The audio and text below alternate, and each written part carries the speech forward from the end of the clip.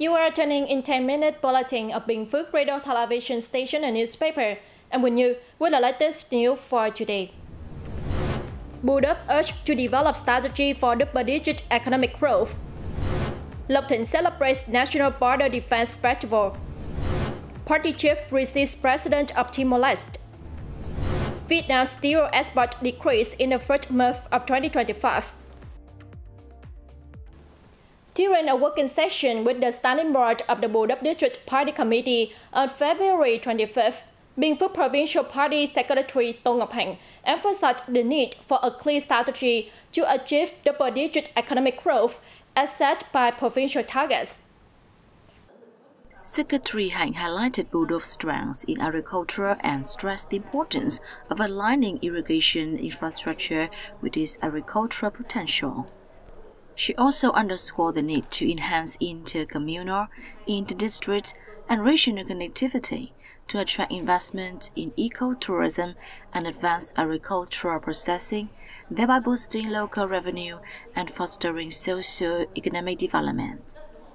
By 2025, Build-up aims to meet 21 key targets, including an average production value growth rate of 8.63%, budget revenue of 237 billion dong, the establishment of 17 new businesses, and the transformation of the Dien commune into an advanced new rural model. The district also plans to eliminate poverty and replace old makeshift and deteriorating homes.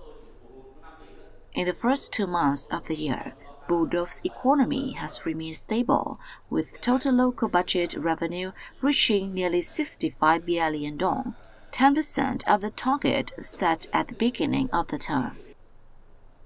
The district's leadership is now focused on preparing for upcoming party congresses at all levels while streamlining the administrative system for greater efficiency and effectiveness. Thinh Border Guard Station, in collaboration with the People's Committee and the Vietnam Fatherland Front Committee of Thinh Commune, Ninh District, Bình Phước Province, hosted the 2025 National Border Defense Festival in the lead up to National Border Defense Day on March the 3rd. Beyond marking the anniversary of the Border Guard Forces establishment, March 3rd has become a day of unity, strengthening the bond between the military and civilians while reinforcing national solidarity in protecting territorial sovereignty and border security. At the festival, border officers, local officials, and residents took part in lively traditional games such as shuttlecock throwing, blindfolded duck catching, and earthenware pot breaking. Over the past decade, Thinh Commune and the Border Guard Station have worked together to build a strong, resilient border region by strengthening grassroots political institutions, improving the quality of local leadership, and integrating economic development with national defense and security. In recent years, the Border Security Initiative has gained widespread support, with many residents voluntarily joining self-managed security groups to safeguard public order, border areas, and markers, playing an active role in ensuring border stability through concrete and meaningful actions.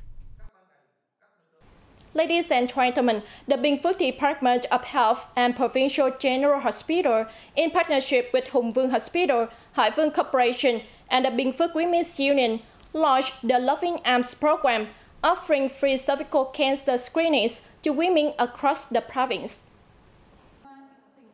During the event, more than 200 women received free screenings from medical specialists.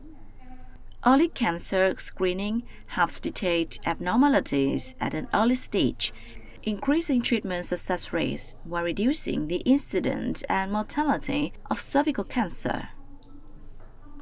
Sponsored by Hải Vương Corporation, the Loving Arms program aims to raise awareness, promote early detection of cervical and breast cancer, and encourage women to take proactive steps in safeguarding their health.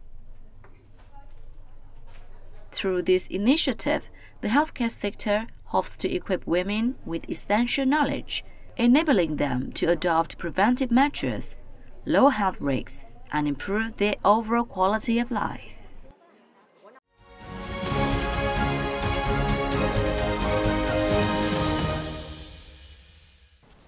Party General Secretary Tô Lâm received Timor-Leste President Joseph Ramos Horta in Hanoi on February 25th, during the latter's visit to Vietnam to attend the second ASEAN Future Forum.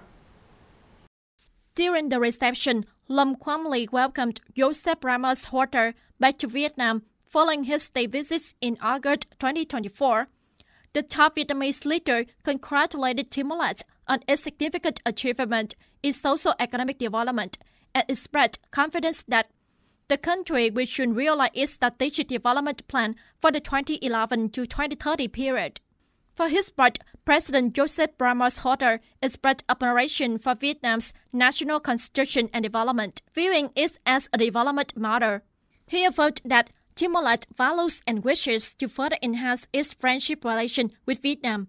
Both leaders expressed satisfaction with results of bilateral cooperation over the past time. Notably, bilateral trade in 2024 increased by 21.4% compared to 2023, and the agreement on visa exemption for holders of diplomatic and official passports is now in effect. Also, the investment and business activities of Viettel Group in Timor-Leste has proactively contributed to the local social-economic development.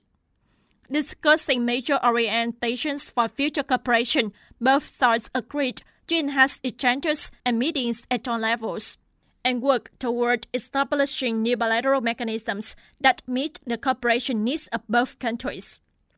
The Vietnamese leader said he appreciates Timor-Leste's determination and efforts in implementing its roadmap to gain a full ASEAN membership, affirming Vietnam's support for its accession to ASEAN. The guest confirmed that Timor-Leste fully supports Vietnam's candidacy in multilateral mechanisms, including United Nations agencies. In January 2025, Vietnam exported over 900,000 tons of steel with a turnover of $611 million, according to data from the General Department of Vietnam Customs. A report from the Vietnam Steel Association indicates that the outlook for the steel market at the start of 2025 shows no clear positive signs. January coincided with the extended rest for both Western New Year and the Lunar New Year holidays, leading to a general decline in production and sales of steel products compared to both the previous month and the same period last year. The United States remains the largest consumer of Vietnamese steel, followed by Italy and Cambodia. The Vietnam Association of Seafood Exporters and Producers reported that the country's dry fish export revenue in January 2025 hit over $133 million, marking a 19% decrease compared to the same period last year, according to data from Vietnam's Customs Department. The Vietnam Association of Seafood Exporters and Producers highlighted that this decline has led to adjustments in the rankings of the largest import markets for Vietnamese dry fish. China remains the largest consumer of Vietnamese dry fish, though its import value dropped by 40% to just over $31 million in January.